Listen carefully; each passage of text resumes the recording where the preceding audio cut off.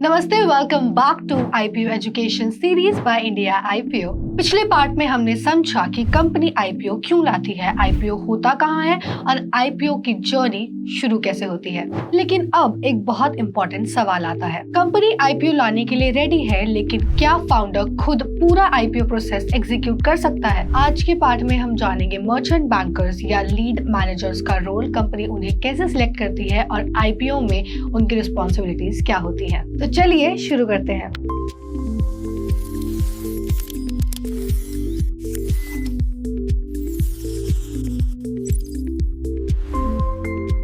Company IPO के लिए ready है, फाउंडर्स ने डिसीजन भी ले लिया है, लेकिन क्या कंपनी खुद आईपीओ ला सकती है?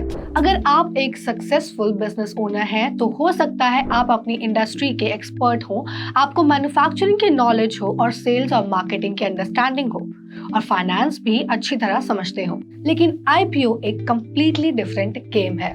यहाँ सिर्फ बिजनेस चलाना काफी नहीं होता, यहाँ रेगुलेशंस है, डॉक्यूमेंटेशंस है, वैल्यूएशन है, ड्यू डिलिजेंस है, सेबी अप्रूवल्स है, स्टॉक एक्सचेंज अप्रूवल्स है, मार्केटिंग है, इन्वेस्टर्स कम्युनिकेशन है और इन सब को एक सीक्वेंस में एग्जीक्यूट करना पड़ता है। इसीलिए कंपनी को चाहिए होता है एक एग्जीक्यूशन पार्टनर और इसी एग्जीक्यूशन पार्टनर को हम कहते हैं मर्चेंट बैंकर्स या लीड मैनेजर्स। अगर आईपीओ बुक बिल्डिंग प्रोसेस के थ्रू आ रहा है तो ऑफिशियली इन्हें बुक रनिंग लीड मैनेजर्स यानी BRLM कहते हैं। अब एक इंटरेस्टिंग चीज समझिए, जैसे ही मार्केट में ये खबर फैलती है कि कोई कंपनी आईपीओ लाने का प्लान कर रही है तो मर्चेंट बैंकर्स कंपनी के पास आना शुरू हो जाते हैं, क्योंकि किसी सक्सेसफुल आईपीओ को मैनेज करना सिर्फ एक असाइनमेंट नहीं बल्कि रेपुटेशन का सवाल भी होता है।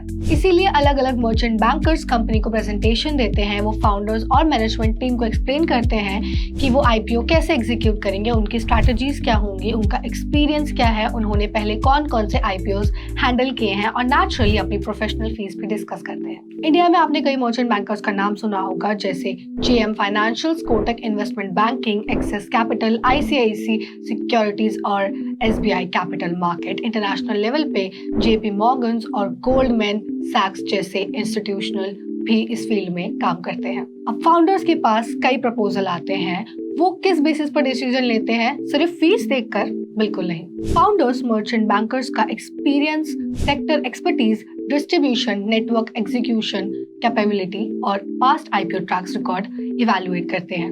उसके बाद कंपनी एक या कभी कभी एक से ज्यादा मर्चेंट बैंकर्स अपॉइंट करती है, क्योंकि बड़े आईपीओ में रिस्पॉन्सिबिलिटी डिवाइड भी की जा सकती है। इसीलिए एक आईपीओ में मल्टीपल लीड मैनेजर्स देखने को मिलते हैं। फाइनल सिलेक्शन हो जाता है तब कंपनी और मर्चेंट बैंकर्स के बीच एक फॉर्मल एग्रीमेंट साइन होता है।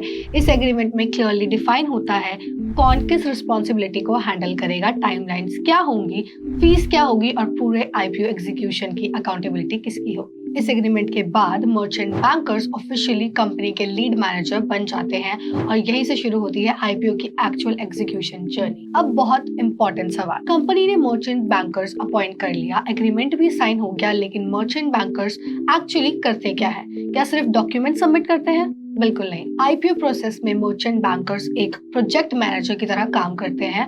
वो सिर्फ एक एडवाइजर नहीं, पूरे आईपीओ प्रोसेस के कोऑर्डिनेटर होते हैं। एक सक्सेसफुल आईपीओ के पीछे जितने भी मेजर स्टेक होल्डर्स होते हैं उन सबको कोऑर्डिनेट करने की रिस्पॉन्सिबिलिटी लीड मैनेजर की होती है। मर्चेंट बैंकर्स की मेजर रिस्पॉन्सिबिलिटीज क्या होती हैं? सबसे पहला काम कंपनी की आईपीओ रेडीनेस एसेस करना। कंपनी आईपीओ के लिए रेडी है या नहीं, क्या कोई कंप्लायंस गैप तो नहीं और फाइनेंशियल रिपोर्टिंग प्रॉपर है या नहीं, ये सब इवैल्यूएट करा जाता है। उसके बाद ड्यू डिलिजेंस कंडक्ट करना, कंपनी के financial legal documents, business model, promoters और डिस्क्लोजर्स को वेरीफाई किया जाता है।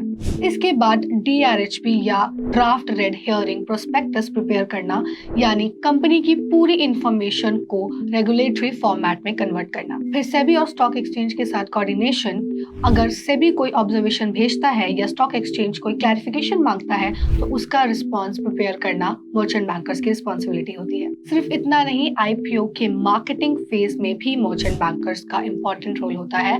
रोड शोज ऑर्गेनाइज करना, इंस्टीट्यूशनल इन्वेस्टर से मीटिंग करवाना, इशू की डिमांड एसेस करना और बुक बिल्डिंग प्रोसेस को मैनेज करना, ये सब भी वही हैंडल करता है। और जब आईपीओ ओपन होता है तो बिडिंग प्रोसेस को मॉनिटर करना, इशू सक्सेसफुली क्लोज क्लोज करवाना और लिस्टिंग तक पूरे प्रोसेस को एग्जीक्यूट करना भी मर्चेंट बैंकर्स की रिस्पॉन्सिबिलिटी होती है। एक सिंपल लाइन में समझे तो फाउंडर्स बिजनेस चलाता है, लेकिन आईपीओ को सक्सेसफुली मार्केट तक पहुंचाने की जिम्मेदारी मर्चेंट बैंकर्स उठाता है। लेकिन मर्चेंट बैंकर्स किसी भी कंपनी का आईपीओ तुरंत लॉन्च नहीं करता। उसका पहला काम होता है ये वेरीफाई करना कि कंपनी जो इन्फॉर्मेशन दे रही है वो कंप्लीट भी है और सही भी, और इसी प्रोसेस को कहते हैं ड्यू डिलिजेंस।